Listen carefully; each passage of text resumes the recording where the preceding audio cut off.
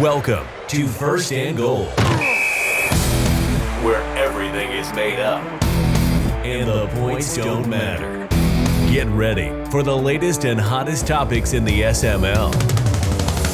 Let's get started. Here's your host, Mad Bomber. All right, welcome to this episode of First and Goal. This week we have, once again, Prime, 16-time champ. Notice we've been saying 16-time champ probably since this show started, by the way. We've got Coop, one play away from starting the 16-time champ 0-1. And then we've got Royce sighting. He's actually showed up. I don't know if he's got a flag football game on the other side of that wall there or whatever he's laying on, but we got him at least for 30 minutes, so we'll get some good use out of him. How's everybody doing tonight? Pretty good. I got the over-under. Royce, I don't know how long he's going to be able to hold that phone up with that broken hand because we know he couldn't hold a controller. We're good. Look at this. Look how mobile this thumb is now. Well, apparently the thumb's good. Can't blame that on the 3 interceptions, I guess. All right, so we're going to start with topic 1. The AFC Championship game participants and the NFC Championship game participants. Who are your guesses? But I don't just want those top 4 teams. I want to know who you think are the 2 bottom teams in each conference. And Prime, we'll start with you. Yeah, I think AFC-wise, you got to go with, hey, look, best 2 teams in the AFC, Colts, Jaguars. AFC South. You've been there twice. I think that if we don't face each other, you can't knock me out one and done. So somehow, some way, the Madden gods are going to bless me. I'm not going to have to go play Jacksonville. We're going to play in the AFC Championship game where you'll probably end up beating me. So that's kind of how I see the AFC shaking out. I know Dan's tough. It's me, you, and Dan. It's between us 3, really. And I was kind of thinking back and forth on who the worst in the AFC is. I know Latin Yank got Aaron Rodgers, but he throws a lot of kind of a lot of bad decisions. And then also October, that team's just kind of in rebuild. I know he made a trade, got rid of his receiver. I don't see October doing too much there. So that's kind of my bottom 2 in the AFC. Over in the NFC, I'm saying it's going to be Meats, the folding chair, against, I hate to say it, but the dawn of Dookie, or whatever he wants to call it, the Dookie rises, or the whatever it is, Spook the Duke. And I think the bottom teams in the NFC, and until I'm proved otherwise, you got to immediately look at the Detroit Lions and Jehovah. Not a bad player, but for whatever reason, he just can't get the job done. That team is not a very good team over there in Detroit. And after that, after the performance Grams put on against the Redskins, I'm going to say Grams. Okay. I like it. Actually, if you catch Heat Check, we talk about the Lions on that episode. So that's a good pick there. Coop, what do you got? Okay. I'll just start with the championship AFC game that I have. I'm going to go with Prime and Dan. If Prime can finally this year with DK finally find a way to beat you, Bomber. For the bottom of the AFC, I'm going to have to pick on my Titans fans. I'm going to say KJ is going to be there again, unfortunately. Yeah. For the NFC, I think it'll probably be Meats versus Dookie. Same thing Prime said. I don't know if Faz will maybe get there again. I mean, that's possible. He's always there. For the bottom of the NFC, I've got the same thing. I got Lions and Hova over there.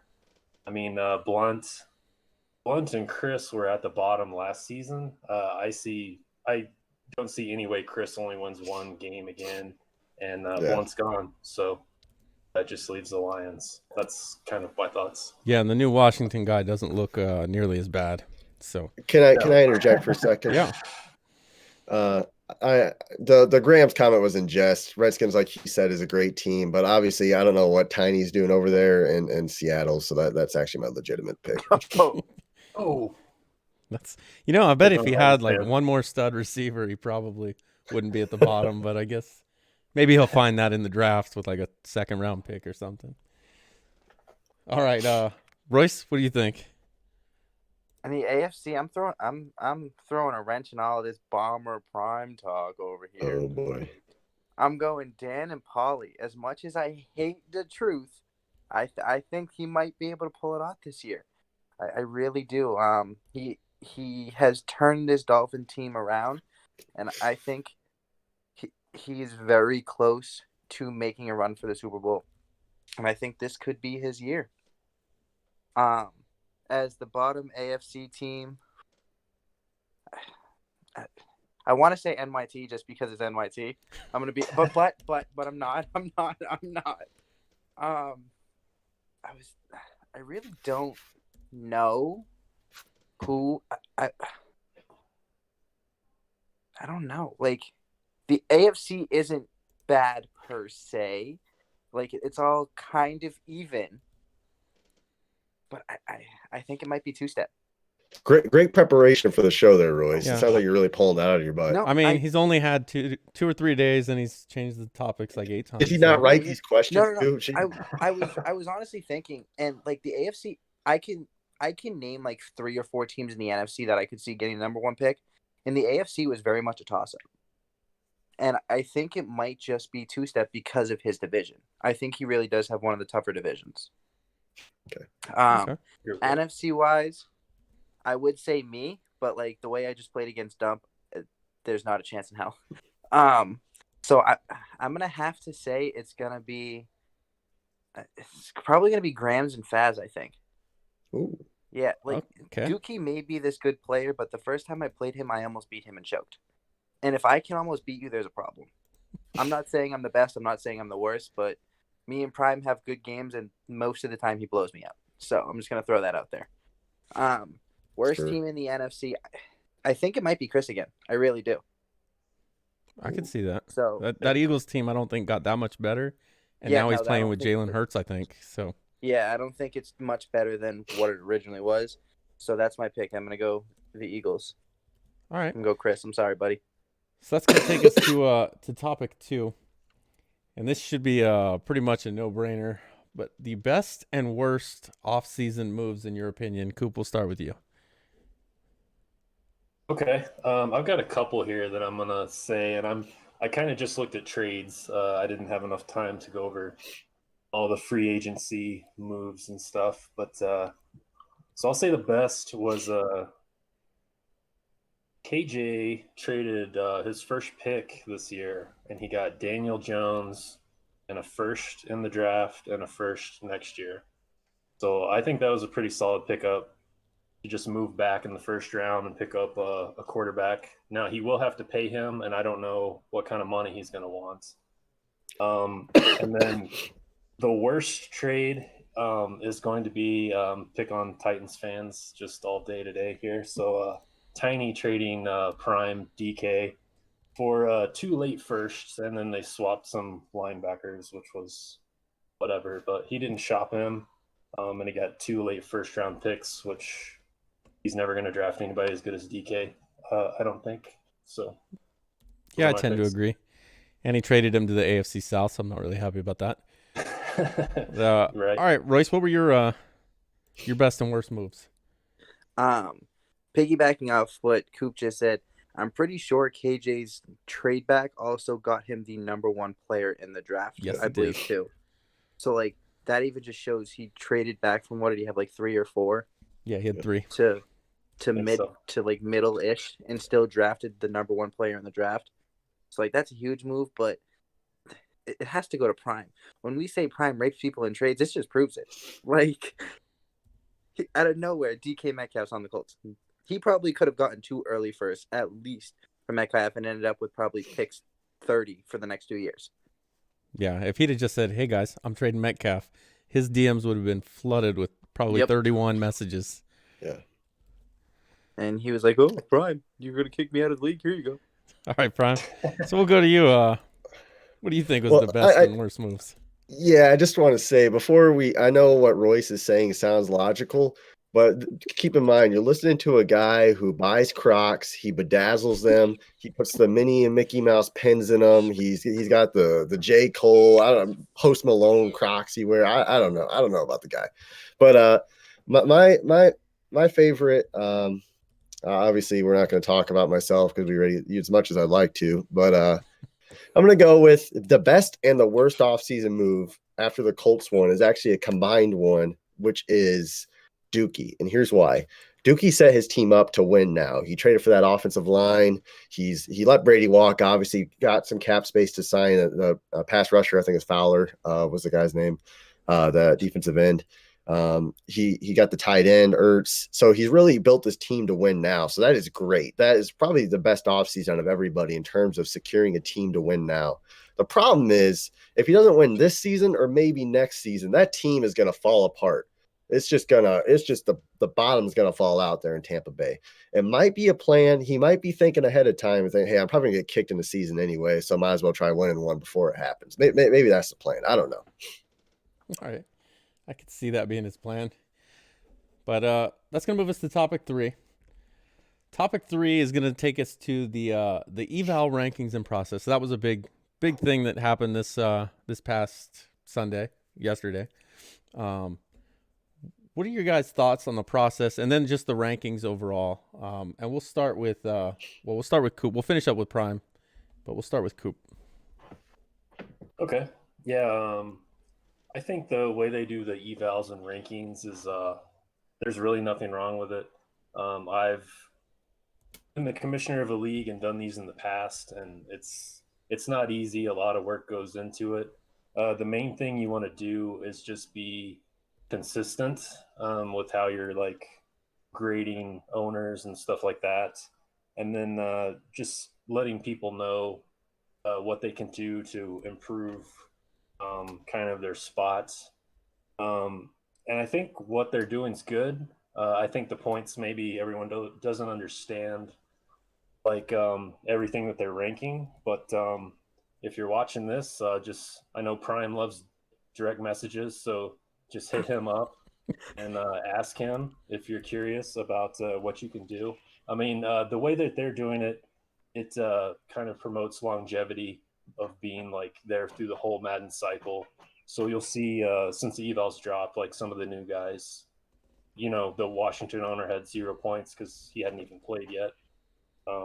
But yeah, as long as they're consistent and people know what's going on, I think they're all right. All right, Royce, what do you think? I completely agree. I've been here, I want to say, my 4th or 5th season now in the SML. And I've always been a fan of the evals. Obviously, there's certain times where you don't agree. Like I'm sitting at 50 points, and I deserve all 50 of those points. Do I deserve I don't know if you more? deserve that many, actually. Exactly. I don't even know if I deserve that many. But I definitely don't deserve more. So, like, I think the process is totally fair. And like Coop said, if you want to DM Prime, he's always happy. You can also DM Meats and ZZ, and they'll tell you exactly what you got and how you can improve on it. So I think they do it the fairest way possible. I know you have people who complained, i.e. Bomber and QB and Polly, because they did a lot when they first started. So they were like, oh, why am I not getting all these points? And again, it's just to promote the longevity. So even though you were putting out all these podcasts and articles and everything like that, you were still fairly new, so you weren't getting all of those points. And yes, it sucks. I know that. But with time, Bomber was probably one of the highest scorers on the eval. I don't remember exactly the score, but I bet you Bomber is definitely one of the higher scorers now, just because of what he has done with the league since he's joined. So it just shows you.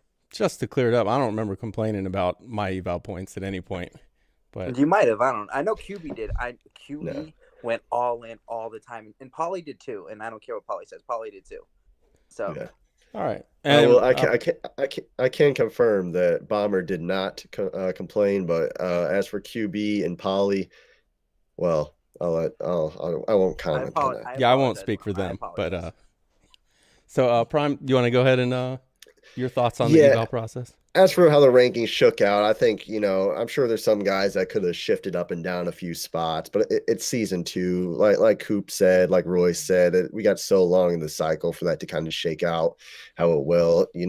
I wouldn't put much weight into it, unless if you got really bad scores, which, is whatever. Now, as for the process, I'm not going to say it's perfect. It needs work. We're always constantly trying to improve. But like Coop said, we just you gotta be consistent with it. You gotta set a standard. And what this does is it just allows our members to, if you're a good member and if you're active and if you're doing what you should be, you deserve to be rewarded somehow. We're not a money league. We don't give out money. The most we do is give out trophies. We try to stuff like that. But this is how you can reward your members is for their hard work and dedication and a way to give back. If you're a good member, you deserve to hopefully have a high pick. The problem is we have so many good members now. It's like, picking 15 might seem like a slap in the face, but really we just got that many good guys. So I don't know. It's tough. It really is tough. All right, so that's going to take us to our last topic for the night, and it's going to be the trade process.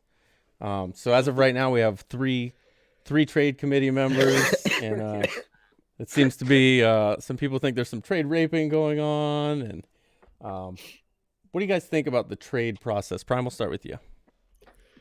Yeah, trade process always, there's like, whenever you start a league, I feel like there's two topics that are like always talked about in a sim league. What's the fourth down rules and what are the trade rules? Because those are like, I feel like the hot button issues. Nobody seems to complain about our fourth down rules too much. There's probably some tweaks we could have, but we just keep them as is. For the trade rules, we've tweaked them. We literally tweak them, I feel like, once every month or two. Some suggest guidelines, some suggest this. We do what we think is best for the league. And at the end of the day, when a trade gets sent in, we try to not deny the trade. I know Coop's here, and we had that topic about declining his receiver trade, which he might bring up, but in general, we try not to, and here's why: is because we if the member's been here for a long time, like Coop, we also try to factor in who else he's trading with and what impact that could have on their team. So there's so many different variables that go into like a Dookie trade. Dookie, I might not approve your next trade because I might not think you're going to last that long. So there's so many trade things that go into our head as we're doing it. It's just tough. It's just a tough deal, and there's no perfect method to do it. And if somebody had a perfect method to do it, then I'm all ears. But I haven't seen one yet. All right, Coop, I'm sure you have a perfect method. Let's hear it. So as a former commissioner, this is the least fun thing to do was be on the trade committee and look at trades because you're always having to change up the rules with whatever Madden changes happens. Sometimes there's stuff with contracts and different things, but I had one denied season one, and I won't harp on it a lot, but basically I was trying to move up, give away my third round pick and move up to like pick 10 overall and throw in a wide receiver. And I think maybe what threw that out was I had signed him the previous season, so he only had 1 year, and then there was like a 10 million cap hit, and maybe that's what made it denied. But you have a committee. They try to look at things as they do. Prime can like slide some trades through if they look all right. But then about once a season or so, you're gonna have like the sweat deal with QB goes through late, or he just got DK, but I know he can't approve his own trades, so other people approve that. That was kind of Tiny's fault for not shopping him, but overall, that's kind of a not a fun thing to do, to be on the trade committee, but you just do your best. All right, Royce. I think since I've joined, these rules have been the fairest they have been, because when we're a sim league, and like looking last year when I was the Jets, everyone's like Jamal Adams. The Jets, well, I can't say the Jets aren't going to trade Jamal Adams because for some reason they did, but like last year when I had the Jets, no one ever thought Adams was going to get traded. So like it's one of those things where like last year when who was it? Mike traded CMC. As a Panthers fan, I was very upset. But it was where the rules are, where it's like, oh yeah, he can. And I think when McCaffrey was like 29-30 at that time, excuse me, and towards the end of his contract, that's gonna happen. So like I think some of these rules, obviously they can be tweaked here and there, and the trade committee does a great job tweaking them when they need to be tweaked. But they're also some of the fairest rules I have ever seen. So I want to commend the trade committee on that. And for proving Prime's trade, on paper, it is a fair trade. So as much as we know Prime's going to make DK Metcalf an X factor by the end of the season, it's 2 first-round picks and very young middle linebacker for a salary dump at DK Metcalf. It's on paper, it's a fair trade. So that's just my thoughts. I just want to throw in, we probably, Bomber, I don't know if you can give me a more accurate number, but I'm going to guess we approve or we vote on around 20 to 30 trades per off season, roughly. I don't know if that's accurate or not. That's probably pretty close. And about 1 or 2 is either a big trade, which was the DK, or one that I'd like to have back. So the DK one, that was a big trade. The Sweat one, I would like to have back. Maybe Coop's one, maybe if we look back at it, wasn't that big of a trade. Maybe we should have let it slide, and that's just Coop's here. That's for the whole league. You know what? Looking back at it, maybe I should just let that one slide. It wasn't that big of a deal. Probably not. So, and that's on me. I should have just approved that. But, I'll say that in front of everybody and whoever's watching, this could have 40 views and I'll just say I was wrong. But, at the end of the day, if you do it where you're coming from the heart and you're not trying to screw anybody over, which I hope somebody, doesn't feel that way, and be fair about it, that's just the best you can do. So that's what we try to do. Yeah. And I think if you look at the trades that people have the most heartache with the exception of Coops, it was Sweat and DK Metcalf, 2 guys that probably every single person in the league would want to have. So of course there's people that are a little upset that they got traded and it wasn't to their team. Yeah. And thinking they would have given more or given a better offer. Yeah. So I think that's just going to happen no matter what.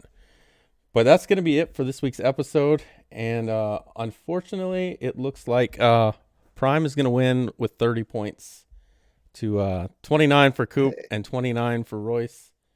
Oh. So I just want to say, it was a pleasure being on with the Oregano boy, Coop. Future Prime. He's got the Titans hat on. He gave me a hell of a game. What a Madden player. Royce, I don't have anything good to say about him. He's got his Crocs on probably. But I don't actually. Thank you very much. But once again, guys, thanks for bearing with us. I know trade talks aren't fun, but hey, we do what we do here. Some Madden League. That's the place to be. All right, so that's going to do it for this week's episode. Appreciate you guys being on. Looks like we were a little quicker than usual, so that's good. And my wife's used to that. Yeah, there you go. So have a good night, everybody. Enjoy the Monday Night Football game that's getting ready to come on. Hopefully this will air on Tuesday. Thanks for listening to First and Goal. Be sure to check out Mad Bomber TV on Twitch and YouTube for the latest from the SML. And we'll see you next time on First and Goal.